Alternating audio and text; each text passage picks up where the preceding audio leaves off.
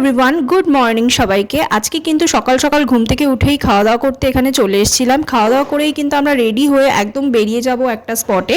সেটা কোথায় তোমাদেরকে ভিডিওতেই বলে দিচ্ছি। আমরা যাচ্ছি কিন্তু তারাপীঠ থেকে বেশ কিছুটা দূরে মা নলাটেশ্বরী মন্দিরে, যেটা 51 সতীপীঠের মধ্যে একটি।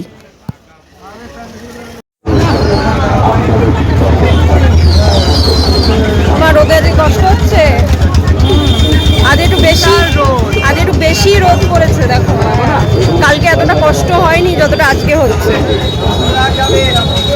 চলো দেখতে থাকো আজকে কোথায় যাই।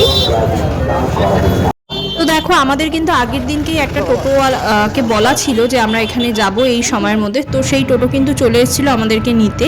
তো আমরা দেখো অলরেডি কিন্তু নলাটেশ্বরী মন্দিরে যাওয়ার জন্য বেরিয়েও গেছি, কারণ এটা কিন্তু বেশ অনেকটা ভেতর দিকে আর বেশ অনেকটা সময় লেগেছিল যেতে। আর রাস্তাঘাটগুলো সত্যি খুব সুন্দর ছিল, অনেকটা গ্রাম্য পরিবেশ ছিল, খুব সুন্দর সুন্দর গাছপালা, এরিয়াটাও দেখতে অনেকটা সুন্দর লাগছিল। তোমাদেরকে কিছুটা জিনিস আমি তোমাদের সাথে শেয়ার করছি, পুরোটা না পারলেও যতটা পেরেছি আমি তোমাদের সঙ্গে শেয়ার করেছি। দেখো কি সুন্দর মাঠ ঘাট, চাষবাস হচ্ছে সেরকম টাইপের। এখানটা দেখো মিডিলে কিন্তু এখান দিয়ে নদী গেছিলো, সেটা কিন্তু শুকিয়ে একদম এখন কাঠ হয়ে গেছে। আর পুরোটা দেখো কত সুন্দর লাগছে।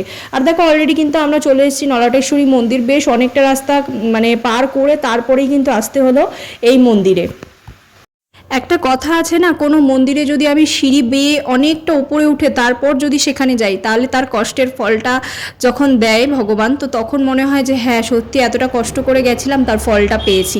কিন্তু সেটাই যদি আমরা লিফটে করে যেতাম, আমাদের কিন্তু সেই ফিলিংসটা আসতো না। ঠিক সেরকমই একটা ফিলিংস সেদিনকে হচ্ছিল, কারণ অনেকটা কষ্ট হয়ে গেছিলো। কিন্তু যখন গিয়ে মায়ের মন্দিরে পৌঁছাই তখন মনটা পুরো শান্ত হয়ে গেছিলো। আর তখন এটাই মনে হচ্ছিল যে এই কষ্টটা কিছুই না। তো দেখো এবার কিন্তু আমরা এখান থেকে ডালা কিনে নিয়েছিলাম। ডালা কিনেই কিন্তু একদম মন্দিরের ভেতর চলে যাচ্ছি মায়ের কাছে পুজো দেব বলে।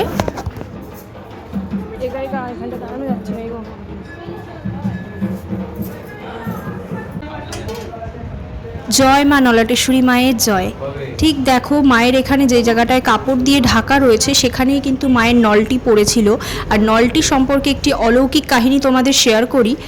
মায়ের ওই নলটি ভোরবেলা 5টা থেকে 5:30টার মধ্যেই কিন্তু জল দেওয়া হয়। সেই জলটার পরিমাণ কিন্তু কখনো বাড়েও না কমেও না। এটি মায়ের একটি অলৌকিক কাহিনী। ভক্তদেরকেও এইটি কিন্তু দেখতে দেওয়া হয়, কিন্তু ভোর 5টা থেকে 5:30টার মধ্যেই কিন্তু মন্দিরে তাহলে যেতে হবে, তাহলে তোমরা এই দৃশ্যটি কিন্তু দেখতে পাবে। তো মায়ের এই অলৌকিক কাহিনী তোমাদের ঠিক কেমন লাগলো অবশ্যই কিন্তু কমেন্টস করে জানিও। আর দেখো ঠিক পাশেই কিন্তু আরও একটি মন্দির রয়েছে। এখানে দেখো গণপতি বাপ্পা রয়েছে, আর কি সুন্দর মন্দিরটা সাজানো গোছানো, খুব ভালো লাগছিল দেখে। আর দেখো আমরা কিন্তু বেরিয়েও গেছিলাম, কারণ আমাদের অনেকটা ডিস্টেন্সে আবার যেতে হবে, কারণ আমাদের কিন্তু তারাপীঠে আবার যেতে হবে, সেইখানেই কিন্তু আমাদের হোটেল। তো চলো আমরা চলে যাচ্ছি। এখানে দেখো প্রত্যেকটা জায়গাতেই কিন্তু খেজুর গাছের অভাব নেই, প্রচুর খেজুর গাছ। আর রাস্তাঘাট দেখো পুরো গ্রাম্য পরিবেশ, খুব সুন্দর লাগছিল। তো চলো আমরা কিন্তু ফিরে চলে আসছিলাম, হোটেলেও চলে এসেছি দুপুরবেলা লাঞ্চ করতে। লাঞ্চ করে আমরা আবার বিকেলবেলা যেহেতু কেমন লাগছে? ভালো লাগে, কিন্তু অত্যাধিক পরিশ্রম হয়ে গেছে, টায়ার্ড হয়ে গেছে। এখন খাওয়া দাওয়া করতে এসেছি, খাওয়া দাওয়া করে আবার একটু হোটেলে গিয়ে রেস্ট নেবো, তারপর আবার বেরোবো। তারপর আবার কোথায় যাচ্ছি সেটা তোমাদের সঙ্গে আবার শো করবো। চলো দেখতে থাকো। তো দেখো এখানে কিন্তু আমরা বেশি কিছু নিইনি, সবজি থালি সবাই নিয়েছিলাম, তার সাথে আমরা কিন্তু আলাদা করে নিয়েছিলাম ফিশ আর নিয়েছিলাম এগ।